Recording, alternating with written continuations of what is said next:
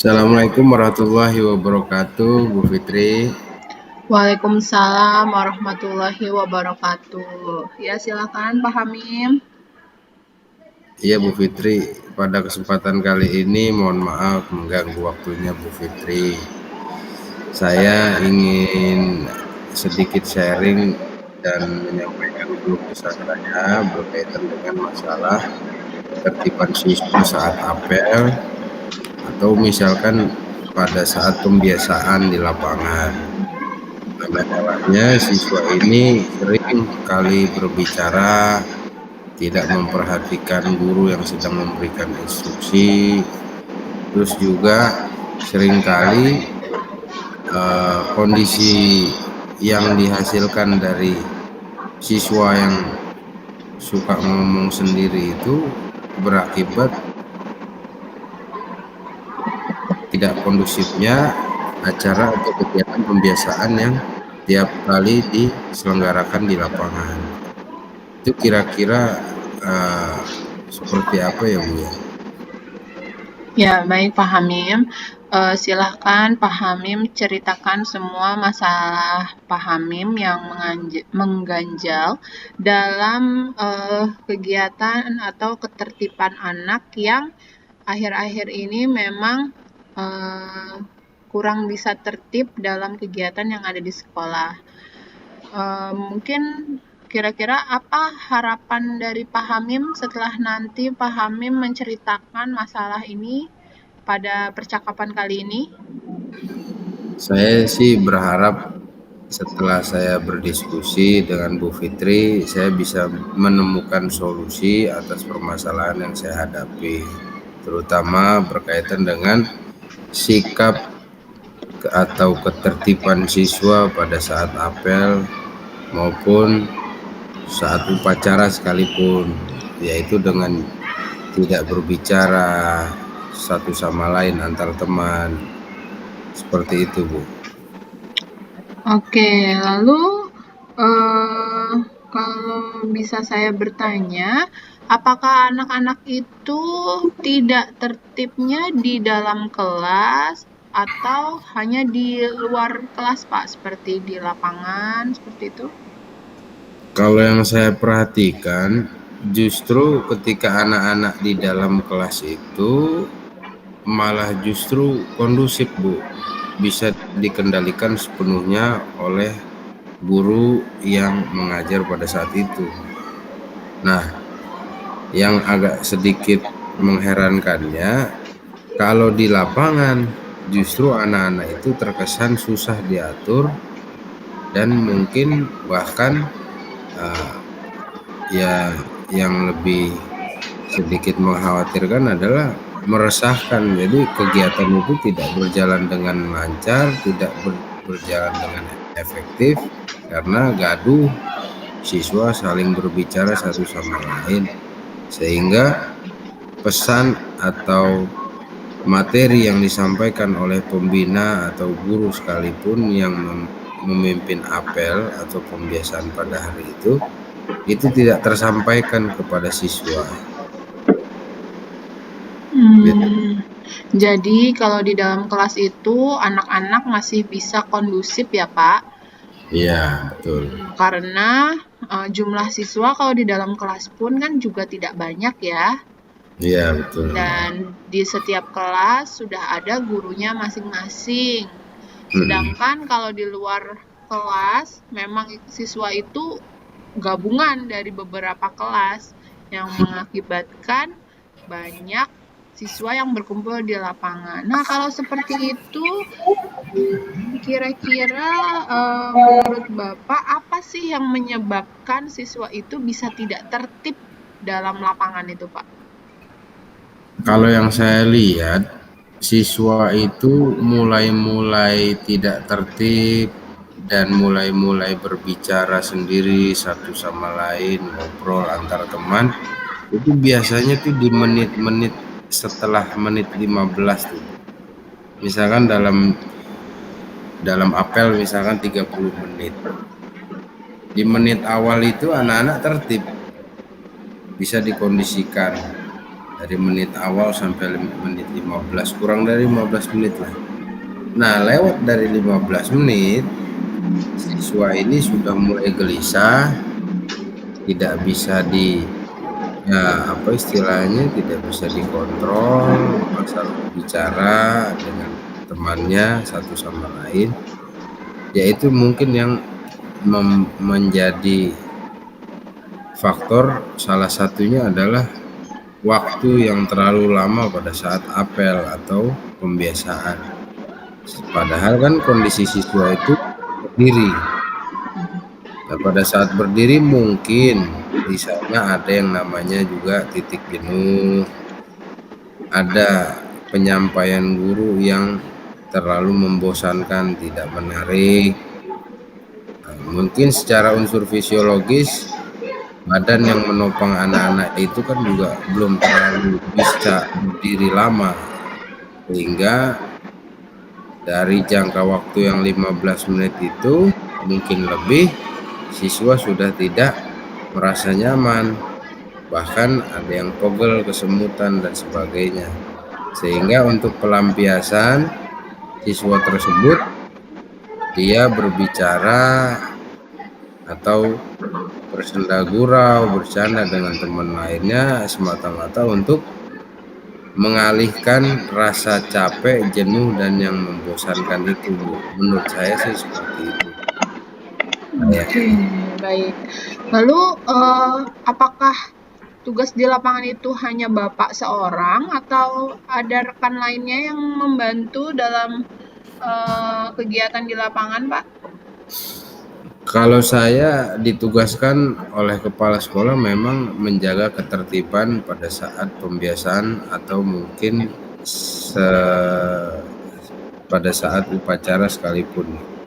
Sementara guru yang lain itu hampir mayoritas standby di tempat dia masing-masing, di tempatnya masing-masing. Misalkan pada saat upacara ya guru ada tempat tersendiri di tempat guru untuk berdiri di depan podium. Mungkin pas pembiasaan guru juga ada tempat tersendiri untuk berdiri di depan siswa. Sementara saya yang kontrol, berada posisi barisan paling belakang siswa. Jadi saya bertanggung jawab untuk mengontrol jalannya pembiasaan dengan kondusivitas siswa yang saya jamin gitu. Iya. Tapi seringkali saya itu agak sedikit agak sedikit jengkel karena setiap siswa yang berbicara pasti kepala sekolah, misalnya kepala sekolah sedang berbicara. Ketika kepala sekolah lagi berbicara, tahu-tahu anak-anak bicara gitu, berisik. Langsung yang ditegur tuh saya. Secara tidak langsung saya yang diberi mandat untuk menjaga kondusivitas acara atau kegiatan tersebut agar terselenggara dengan baik. Nah, maka dari itu adalah keresahan saya dan salah satu masalah saya bagaimana cara siswa tersebut agar bisa kondusif atau menahan mulutnya untuk tidak berbicara saat guru atau kepala sekolah sedang memberikan arahan di depan. Iya, kalau seperti itu masalahnya, kira-kira apa menurut Pak Hamim yang bisa membuat anak itu lebih tertib di lapangan saat kegiatan? Tadi dari faktor yang menyebabkan siswa itu berbuat seperti tadi, berbicara dengan teman susah diatur, tidak tertib dan sebagainya, itu salah satunya kan berkaitan dengan terlalu lamanya waktu atau intensitas waktu siswa berdiri di lapangan. Jadi mungkin menurut saya salah satu solusinya adalah guru yang menjadi pembina atau yang menjadi pemateri pada saat pembiasaan sebaiknya memberikan materi atau pengarahannya tidak lebih dari 15 menit. Bila lebih dari 15 menit itu akan berpengaruh pada ketertiban siswa.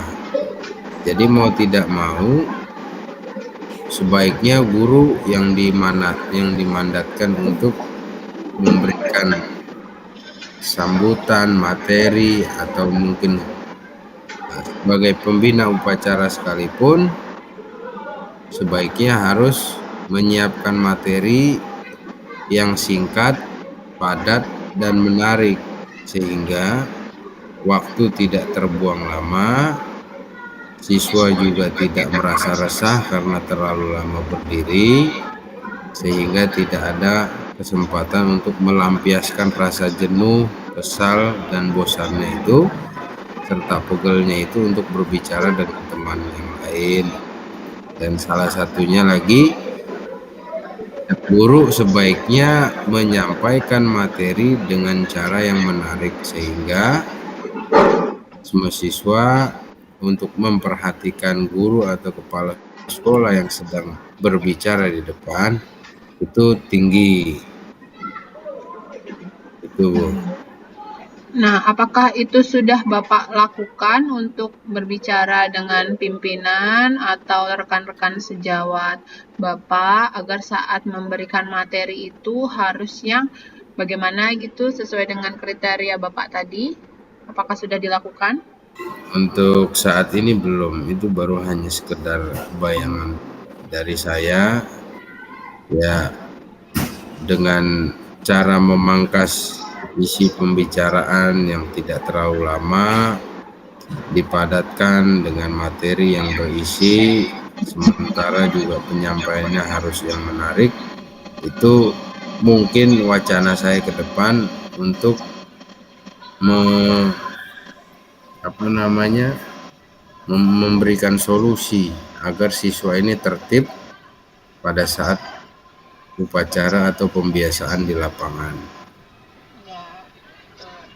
Ya, itu bagus sekali ya pahamnya. Kira-kira itu bisa dilakukannya mulai kapan, Pak? Kemungkinan besok sudah mulai bisa saya terapkan. Mungkin kalau memang saya diberikan mandat untuk mengisi pembiasaan,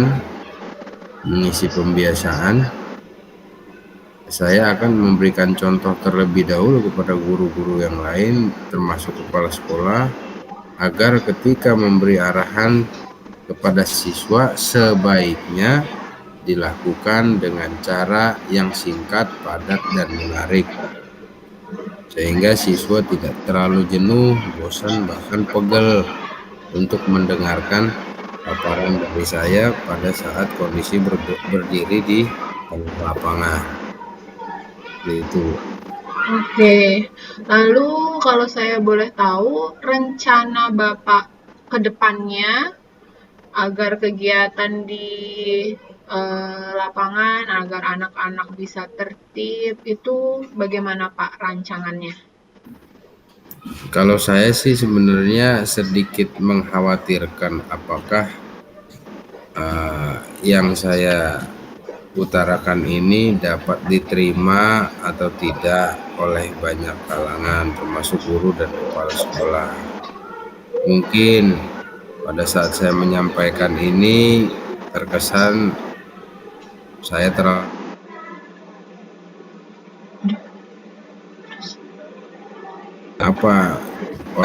mengisi materi harus dibatasi waktunya. Mungkin kalau yang kurang paham akan berpikiran seperti tadi. Tapi bagi yang paham mungkin fair-fair aja gitu loh, terima-terima aja. Bahwasannya ya memang benar kalau kita ngomong atau berbicara lama dengan siswa lebih dari waktu yang ditentukan 15 menit akan berdampak pada antusiasme siswa atau bahkan ketertiban yang siswa miliki itu akan berubah menjadi kericuhan atau bahkan saling ngobrol satu sama lain. Nah, dari situ saya berpikir tidak mungkin hanya pendekatan dari sisi itu yang saya laksanakan. Saya harus membuat improvisasi pendekatan lain agar ini bisa saling melengkapi. Salah satunya mungkin saya mencetuskan kode-kode atau clue-clue dalam bentuk tepukan. Dan tepukan yang bernada sesuatu lah atau tertentu gitu. Itu, Bu. Ya, mungkin bisa dicontohkan Pak metode itu bagaimana? Ya, saya pernah menerapkan ini di kelas 1. Tepukan ini, alhamdulillah kelas 1 yang notabene-nya adalah siswa transisi dari TK menuju SD, apalagi sekarang masih semester awal. Dengan penerapan seperti itu, siswa tersebut itu bisa tertib dan bisa terstimulasi untuk respon terhadap sinyal atau clue-clue yang saya berikan dalam bentuk tepukan. Jadi saya menginstruksikan siswa tersebut, khususnya kelas 1, ketika mendengarkan tepukan seperti ini, pak, maka dia harus menjawab dengan 2 kali tepukan, pak, gitu. Jadi pak. Dengan tepukan seperti itu, berarti siswa yang pertama itu dia harus responsibel atau responsif terhadap apa yang masuk ke telinga dia. Kalau misalkan dia lagi berbicara, mendengarkan tepukan seperti itu, dia langsung menjawab secara spontanitas, pak, dengan 2 tepukan tadi. Sehingga yang terjadi adalah siswa tersebut yang pertama responsif terhadap informasi yang masuk dari telinga.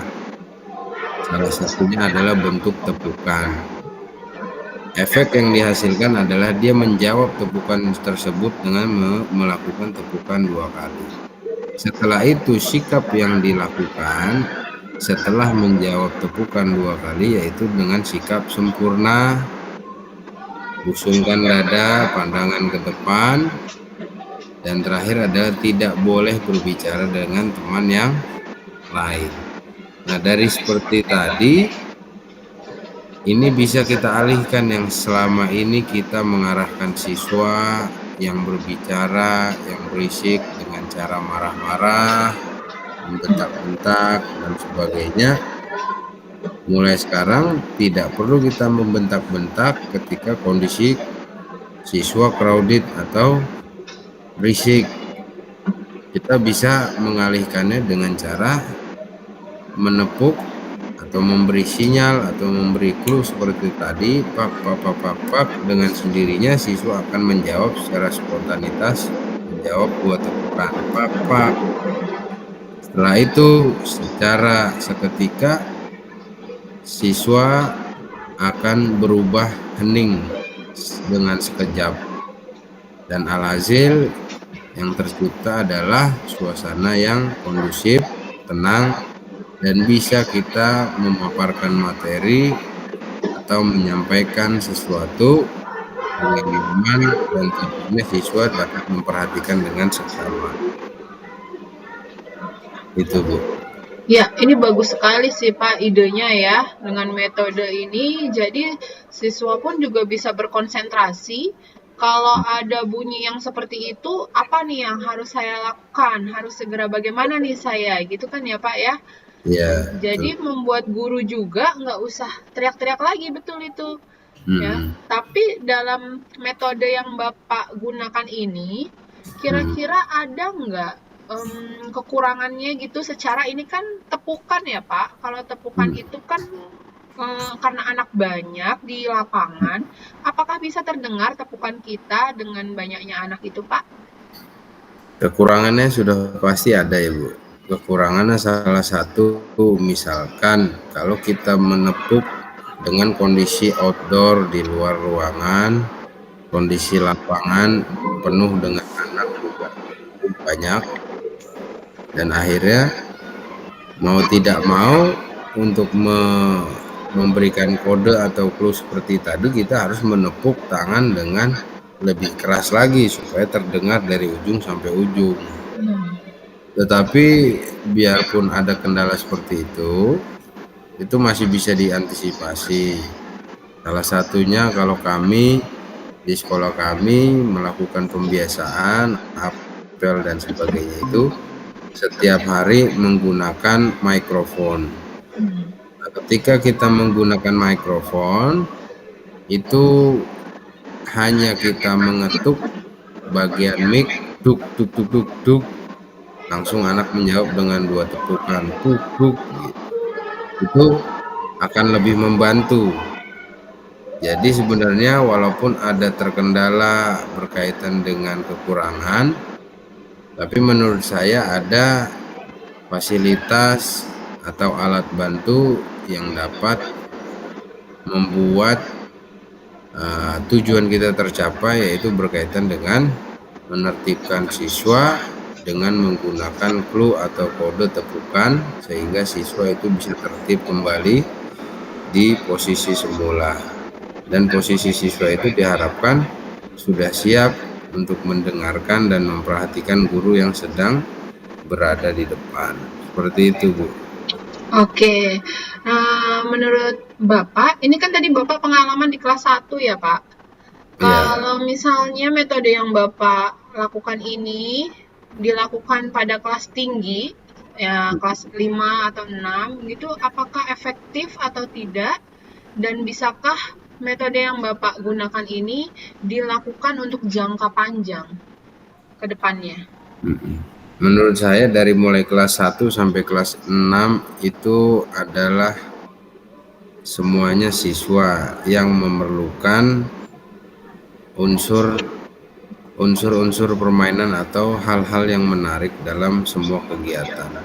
Jadi dari mulai kelas 1 sampai kelas 6 ya merupakan anak-anak yang memang perlu atau haus akan permainan, karena permainan itu identik dengan salah satunya adalah tepuk tangan.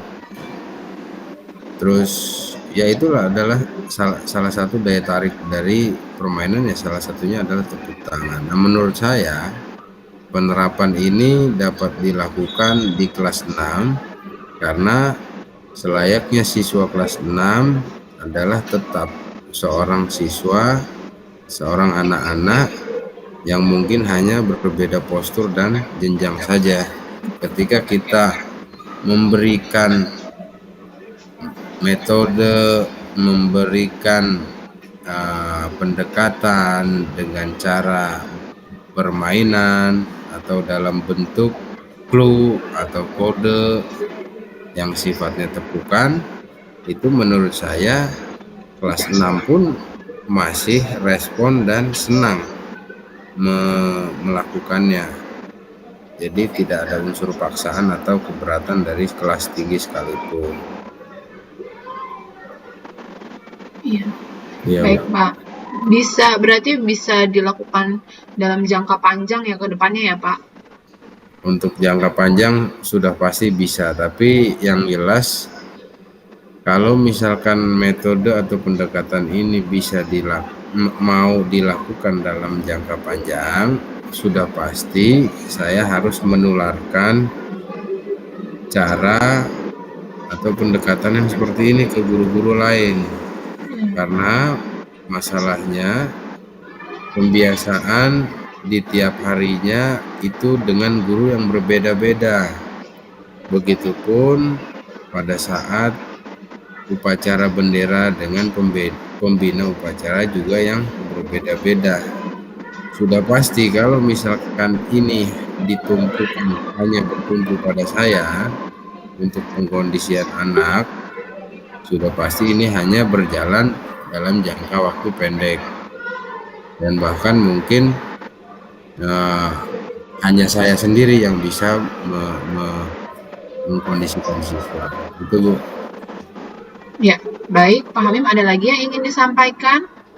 Cukup, terima kasih Bu atas sharingnya, mudah-mudahan bermanfaat. Sekali lagi saya berterima kasih atas coaching yang sudah dilakukan.